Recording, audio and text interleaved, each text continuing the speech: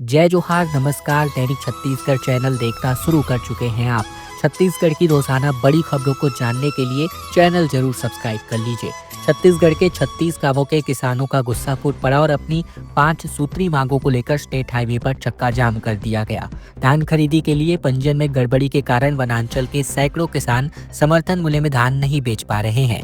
राजस्व और वन ग्रामों के किसानों ने जिला प्रशासन को ज्ञापन सौंपकर समस्या के समाधान की गुहार लगाई थी, लेकिन व्यवस्था में सुधार नहीं हुआ। नगरी ब्लॉक के तकरीबन 36 गांव के सैकड़ों आक्रोशित किसानों ने किसान संघर्ष समिति जोन बेलबहारा के अंतर्गत बैनर तले बुधवार को कर्रा घाटी चौक स्टेट हाईवे में चक्का जाम कर दिया। चक्का जाम सुबह 11 बजे से शुरू होकर तकरीबन 4 घंटे तक जारी रहा। संघर्ष समिति के अध्यक्ष नरेश मांझी, श्रीधर सोम, संतोष नेताम, धर्मेंद्र बिसेन ने कहा कि 15 नवंबर से समर्थन मूल्य पर किसानों से धान खरीदी शुरू हो गई है, लेकिन लगातार किसानों को व्यवहारिक दिक्कतों का सामना करना पड़ रहा है। कई किसानों का रकबा शो नहीं कर रहा है तो किसी किसान का पंजीयन में दिक्कत आ रहा है। अनेक व्यवहारिक कारणों की वजह से किसान धान बेचने में असमर्थ है, जिसको लेकर के लगातार प्रदर्शन किसानों का देखने को मिल रहा है। पुलिस और कांग्रेसियों के बीच जमकर झड़प देखने को मिली। वाटर कैनन से रोका गया। बिलासपुर में कलेक्ट्रेट घेराव करके बैरिकेडिंग को तोड़ा गया। छत्तीसगढ़ के बिलासपुर में कांग्रेस ने जर्जर सड़कों, बढ़े हुए बिजली के बिल, धान खरीदी में अव्यवस्था और रजिस्ट्री शुल्क जैसे मुद्दों को लेकर विरोध प्रदर्शन किया। गुरुवार को कांग्रेस कार्यकर्ता बड़ी संख्या में पैदल मार्च करते हुए नेहरू चौक से कलेक्ट्रेट कार्यालय पहुंचे। इस दौरान कांग्रेस कार्यकर्ताओं ने सरकार के खिलाफ जमकर नारेबाजी करी। कलेक्ट्रेट परिसर के पास पहुंचते ही पुलिस ने बैरिकेडिंग कर भीड़ को रोकने की कोशिश करी, लेकिन प्रदर्शनकारी उग्र हो गए और बैरिकेडिंग तोड़कर आगे बढ़ने लगे। इसके बाद पुलिस और कांग्रेस कार्यकर्ताओं के बीच जमकर धक्का मुक्की हो गई, जिसकी वजह से मौके पर काफी तनाव बढ़ता नजर आया। एक अच्छी खबर छत्तीसगढ़ वासियों के लिए। आगामी 1 दिसंबर से 200 यूनिट हाफ बिजली बिल की राहत छत्तीसगढ़ वासियों को मिलने जा रही है। उपभोक्ताओं को, लेकिन इन उपभोक्ताओं को राहत नहीं मिलेगा। भारी भरकम बिजली बिल को लेकर उपभोक्ताओं में आक्रोश देखा गया। सोशल मीडिया में उपभोक्ताओं ने जमकर भड़ास निकाली। विपक्ष ने भी जमकर प्रदर्शन किया। सरकार ने अब जाकर बैकफुट किया है, यानी 100 यूनिट हाफ बिजली बिल योजना का दायरा बढ़ाकर 200 यूनिट कर दिया है। दिसंबर महीने से 200 यूनिट की बिजली बिल हाफ योजना का लाभ मिलने की जानकारी अधिकारी दे रहे हैं। इस योजना में अगर हम बात करें तो उपभोक्ताओं को 200 यूनिट हाफ बिजली बिल योजना का लाभ मिलेगा। यदि कोई उपभोक्ता 201 यूनिट बिजली खपत करता है तो उसे इस योजना के लाभ से वंचित होना पड़ेगा। वर्तमान में केवल 100 यूनिट बिजली खपत पर ही छूट का लाभ दिया जा रहा है। भारत और दक्षिण अफ्रीका मैच के 50% टिकट बुक हो चुके हैं। 28 तारीख से सेकेंड फेज चालू हो रहा है और अब टिकटों की कालाबाजारी भी चालू हो चुकी है। भारत और दक्षिण अफ्रीका के बीच दूसरा वनडे मुकाबला 3 दिसंबर को रायपुर में खेला जाएगा, जिसके लिए टिकटों की बिक्री शुरू हो चुकी है। छत्तीसगढ़ क्रिकेट संघ ने 46,000 टिकटों की बिक्री करने का फैसला किया है। अब तक 50% यानी लगभग 23,000 टिकटों की बुकिंग हो चुकी है। वहीं इंडोर स्टेडियम में 24 नवंबर को काउंटर खुलने के पहले ही दिन स्टूडेंट्स के लिए आरक्षित किए गए 1500 टिकट बिक चुके हैं।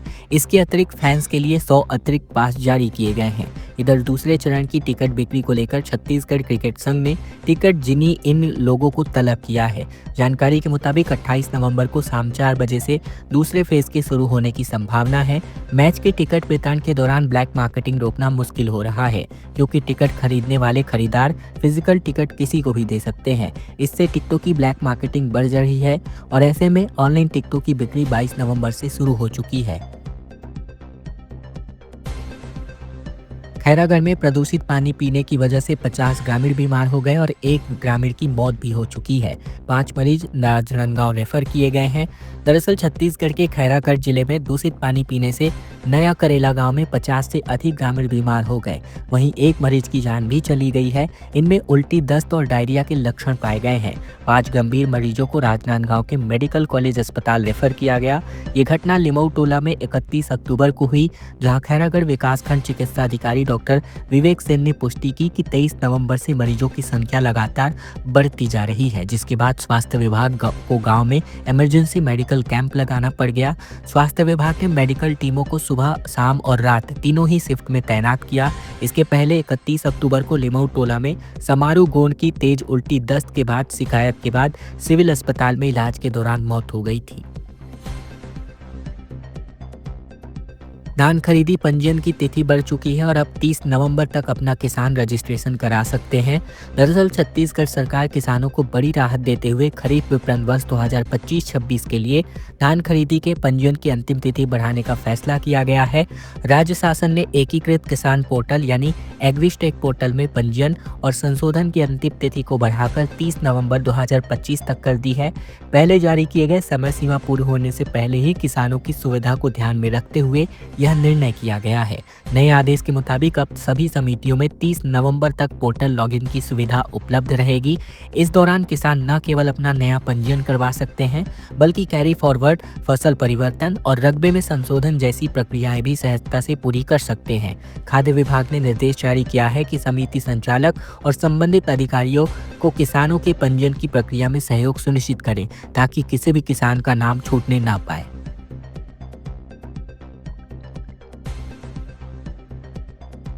उत्तर छत्तीसगढ़ में आने वाले 2 दिन कोल्ड वेव को लेकर अलर्ट जारी है। अन्य जिलों में 1 से लेकर 3 डिग्री तक तापमान में गिरावट दर्ज की जा सकती है।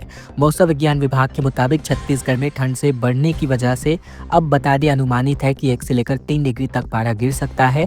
इसके बाद कोई विशेष बदलाव होने की संभावना नहीं है। इसके अलावा आने वाले 2 दिनों तक जो है छत्तीसगढ़ के उत्तरी संभाग में कोल्ड वेव यानी कि शीतलहर को लेकर अलर्ट जारी किया गया है। इसी बीच स्वास्थ्य विभाग ने एडवाइजरी जारी करते हुए कहा कि अचानक तापमान में उतार चढ़ाव से हाइपोथर्मिया, सर्दी जुकाम और वायरल फीवर का खतरा बढ़ जाता है। इसके लिए शीतलहर के दौरान अनावश्यक रूप से घर के बाहर न निकले, बेहद जरूरी हो तभी यात्रा करें और पूरी तरीके से गर्म कपड़ों का उपयोग करें। इस बदलते मौसम के बीच मैदानी इलाकों की स्थिति पर नजर डालें तो दुर्ग सबसे ठंडा रहा। हालांकि पिछले कुछ दिनों में यहाँ तापमान में बढ़ोतरी देखी गई है। यहाँ की न्यूनतम तापमान में 5 दिनों के अंतर्गत 10 डिग्री सेल्सियस से बढ़कर 15 डिग्री सेल्सियस रिकॉर्ड किया गया। पिछले 24 घंटे में सबसे कम न्यूनतम तापमान 7.5 डिग्री सेल्सियस अंबिकापुर में रिकॉर्ड किया गया। खास बात यह है कि 7 दिन पहले अंबिकापुर का तापमान 6 डिग्री सेल्सियस तक पहुंच चुका था। खबरों में आगे बढ़े इसके पहले अगर आपने चैनल अभी तक सब्सक्राइब नहीं किया है, सब्सक्राइब कर लीजिए ताकि छत्तीसगढ़ की रोजाना खबरें हम आप तक पहुंचा सके। इसके अलावा इस वीडियो को शेयर कर दीजिए। ये वीडियो आप कहां से देख रहे हैं कमेंट बॉक्स में लिखकर हमें जरूर अवगत कराएं। छत्तीसगढ़ समेत 10 राज्यों में ईडी की रेड पड़ी है। रावतपुरा मेडिकल कॉलेज में जांच हुई है। डायरेक्टर के घर पर भी तबीज दी गई। दरअसल छत्तीसगढ़ समेत 10 राज्यों में प्रवर्तन निदेशालय ने 15 से लेकर ज्यादा ठिकानों पर छापेमार कार्यवाही की है। मेडिकल कॉलेज स्कैम मामले में यह कार्यवाही की गई है। दिल्ली से ईडी की टीम रायपुर पहुंची। रावतपुरा सरकार मेडिकल कॉलेज के डायरेक्टर अतुल कुमार तिवारी के घर पर पूछताछ की गई। इसके अलावा मेडिकल कॉलेज में भी जांच की गई। दिल्ली, उत्तर प्रदेश, बिहार, राजस्थान, मध्य प्रदेश, महाराष्ट्र, इसके अलावा गुजरात, आंध्र प्रदेश और तेलंगाना में भी रेड मारी गई। यह कार्यवाही केंद्रीय जांच ब्यूरो यानी कि सीबीआई की 30 जून को दर्ज की गई एफआईआर से जुड़ी हुई है। इस केस में 3 डॉक्टर समेत 6 आरोपियों की गिरफ्तारी हुई है। बता दें एफआईआर में आरोप है कि नेशनल मेडिकल कमीशन यानी एनएमसी के कुछ अधिकारी और अन्य कर्मचारी रिश्वत लेकर मेडिकल कॉलेज को इंस्पेक्शन से जुड़ी गोपनीय जानकारी लीक किया करते थे।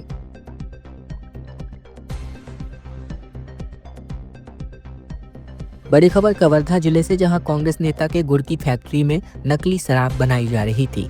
कवर्धा में पुलिस की रेड में नकली स्टिकर, होलोग्राम की बोतलें और बॉटलिंग मशीन जब्त किए गए हैं। छत्तीसगढ़ के कबीरधाम जिले के ग्राम पौड़ी में कांग्रेस समर्थित पूर्व सरपंच के घर पर पिछले कई महीने के दरमियान नकली शराब बनाने का काम धड़ल्ले से चलाया जा रहा था। सूचना के आधार पर 26 नवंबर को पुलिस ने मौके पर पहुंचकर छापेमार कार्यवाही करी और इस दौरान आरोपियों ने सामानों में रेत में छिपाने की कोशिश भी की। जांच में पता चला कि गुड़ बनाने की फैक्ट्री की आड़ में अवैध शराब बनाने का पूरा प्लान संचालित किया जा रहा था। नंद कुमार कुर्रे के मकान में पैकिंग सामग्री, ढक्कन, होलोग्राम, केमिकल और स्पिरिट दूसरे राज्यों से मंगाकर नकली प्लेन देसी शराब तैयार की जाती थी। पुलिस ने अब इस मामले में 4 आरोपियों की गिरफ्तारी की है। बता दें पुलिस ने मौके पर से बड़ी मात्रा में सामग्रियां जब्त की है, जिनमें बड़ी संख्या में खाली बोतलें, ढक्कन, लेबल स्टिकर, जर्किन, इसके अलावा केन, रसायन और पैकिंग मशीन शामिल हैं। सभी को पौड़ी चौकी लाकर पूछताछ की जा रही है। दिसंबर माह में आएगी बीजेवाईएम के जिलाध्यक्षों की लिस्ट। राहुल टिकरिया 3 नाम फाइनल करेंगे और उनमें से एक नाम पर संगठन मुहर लगाएगा। छत्तीसगढ़ में भारतीय जनता युवा मोर्चा के जिलाध्यक्षों का नियुक्ति दिसंबर महीने में होने जा रही है। भाजयुमो अध्यक्ष राहुल टिकरिया अपनी एक नई टीम बनाने की तैयारी में जुट चुके हैं। भाजयुमो के पदाधिकारी के मुताबिक अध्यक्ष टिकरिया की टीम में अधिकांश नए चेहरे को शामिल करने की योजना है। भाजयुमो की नई टीम में सक्रिय युवाओं को मौका दिया जा सकता है। बीजेपी नेताओं के अनुसार भाजयुमो के नए जिलाध्यक्षों के चयन में 3 नामों को पैनल शामिल किया जाएगा। पैनल में वही नाम शामिल होंगे जो भाजपा के जिलाध्यक्षों द्वारा भेजा जाएगा।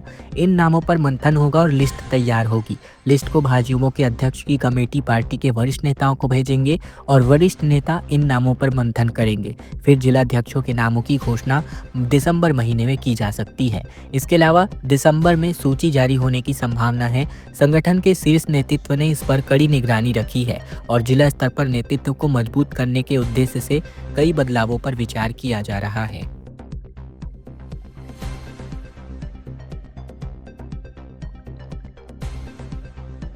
छत्तीसगढ़ के केसकाल ट्विन टनल का दूसरा हिस्सा भी अब खुल चुका है। सफल विस्फोट करके कामगार खुश हुए, जिसका वीडियो भी देखने को मिल रहा है। छत्तीसगढ़ की पहली ट्विन टनल में दूसरी छोर तक की खुदाई का काम पूरा हो चुका है। ट्विन टनल के अंतिम भाग को ब्लास्टिंग करके खोल दिया गया है। दूसरी सुरंग का अंतिम छोर में ब्लास्टिंग का वीडियो भी सामने आया है। ब्लास्टिंग केसकाल एसडीएम आकांक्षा नायक और राष्ट्रीय राजमार्ग विभाग के अधिकारियों की मौजूदगी में शुरू की गई। भारतमाला प्रोजेक्ट के अंतर्गत केसकाल के गोविंदपुर में तकरीबन 2.8 किलोमीटर की लंबी छत्तीसगढ़ की पहली ट्विन टनल बन रही है, जो कि दोनों सुरंगों का निर्माण कार्य पूरा होने के लिए सितंबर 2026 तक का लक्ष्य रखा गया है। वहीं इस टनल के बनने से छत्तीसगढ़ समेत ओडिशा और आंध्र प्रदेश के बीच इंटर स्टेट कनेक्टिविटी को मजबूती मिलेगी। भारतीय राष्ट्रीय राजमार्ग प्राधिकरण ने राज्य की पहली राष्ट्रीय राजमार्ग सुरंग का सफल ब्रेक थ्रू कर लिया है, यानी दोनों साइड से अब इसको खोल दिया गया है। हड़ताल खत्म होते ही नए ऑपरेटरों की छुट्टी कर दी गई और बेरोजगार युवा एक बार फिर से सड़क पर आ चुके हैं।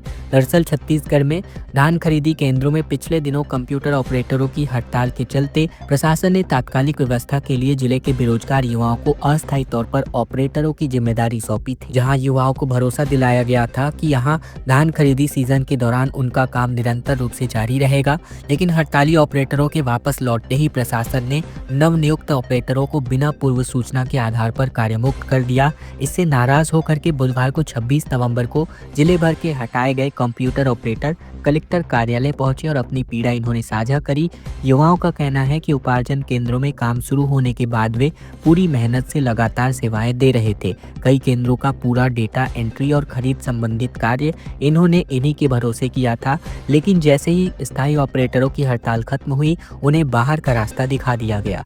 युवाओं ने कलेक्टर से मांग की है कि पूर्व आदेश और मौखिक निर्देशानुसार उन्हें नियुक्ति पत्र जारी किया जाए और खरीदी अवधि तक सेवा जारी रखने दिया जाए। उनका कहना है कि अचानक से सेवा समाप्त कर देने से वे एक बार फिर से बेरोजगारी की मार झेलने को मजबूर हो चुके हैं। बिलासपुर जिले से बड़ी खबर, ठंड के चलते स्कूलों के समय में बदलाव किया गया है। जिला शिक्षा अधिकारी ने आदेशित किया कि पहली पाली 8 बजे से शुरू होने जा रही है। बिलासपुर में शीतलहर और कड़ाके की ठंड के मद्देनजर कलेक्टर संजय अग्रवाल ने स्कूलों के समय में बदलाव के आदेश जारी किए हैं। कलेक्टर के निर्देश पर जिला शिक्षा अधिकारी यानी डीओ विजय डांडे ने यह आदेश जारी किया है। जारी आदेश के मुताबिक जिले में अत्यधिक ठंड और शीतलहर के प्रकोप को देखते हुए बच्चों के स्वास्थ्य की सुरक्षा के लिए यह निर्णय लिया गया है। बिलासपुर जिले के सभी शासकीय, अशासकीय, अनुदान प्राप्त और सीबीएसई पाठ्यक्रम संचालित विद्यालयों पर यह आदेश लागू होगा। 2 पालियों में संचालित होने वाले स्कूलों में प्रथम पाली सोमवार से शुक्रवार तक सुबह 8 बजे से 11:45 तक, शनिवार को यह पाली दोपहर 12 बजे से शाम 4 बजे तक। इसके अलावा द्वितीय पाली सोमवार शुक्रवार दोपहर 12 से शाम 4 बजे तक और शनिवार को सुबह 8 से 11:45 बजे तक चलने वाली है। इस स्पर्धा में रील विजेता को 50,000 रुपये मिलेंगे, जबकि फोटोग्राफी में 1,000 रुपये का इनाम सौंपा जाएगा। जलग्रहण विकास कार्यों में जन भागीदारी को प्रोत्साहित करने के लिए वाटरसेट महोत्सव आयोजित किया जा रहा है। इस महोत्सव का प्रमुख उद्देश्य जल संरक्षण और भूमि संरक्षण के नवाचारों, संरचनाओं और लाभकारी गतिविधियों को जन जन तक पहुंचाना है। आयोजन प्रधानमंत्री कृषि सिंचाई योजना, जलग्रहण विकास घटक 2.2, ग्रामीण विकास मंत्रालय एवं भूमि संसाधन विभाग, भारत सरकार के निर्देशन में हो रहा है।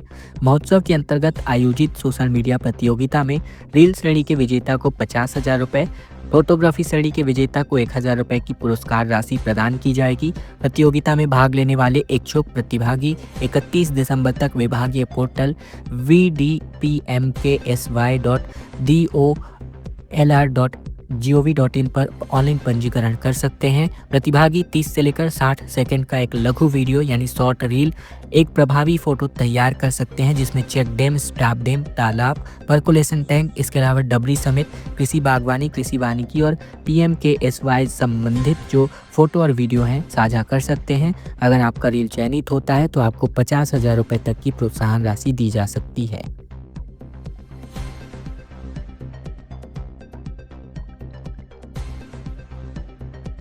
छत्तीसगढ़ में बनेगा देश की इंटरनल सिक्योरिटी का ब्लूप्रिंट। पूर्व DGP ने कहा कि PM और HM के सामने प्रेजेंटेशन दिया जाएगा।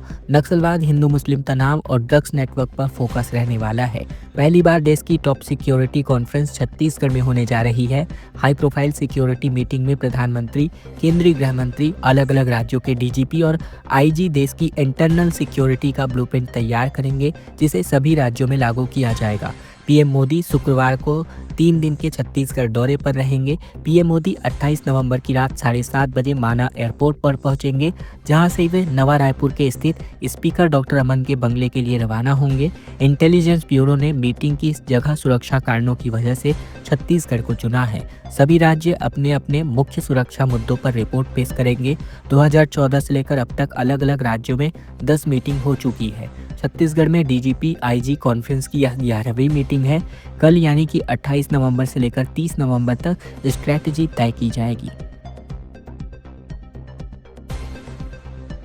शराब घोटाला मामले में निरंजन दास को मिले हर माह तकरीबन 50 लाख। पूर्व आबकारी आयुक्त ने 16 करोड़ रुपए कमाए।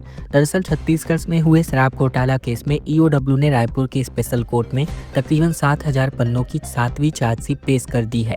इस चार्जशीट में पूर्व एक्साइज कमिश्नर निरंजन दास समेत 6 आरोपियों के नाम हैं। सभी आरोपी रायपुर के सेंट्रल जेल में बंद हैं। EOW के मुताबिक अब तक इस मामले में कुल 50 लोगों के खिलाफ चालान पेश किया जा चुका है। जांच में पता चला है कि निरंजन दास ने 16 करोड़ कमाए। भ्रष्टाचार के कारण सरकार को 530 करोड़ का नुकसान हुआ।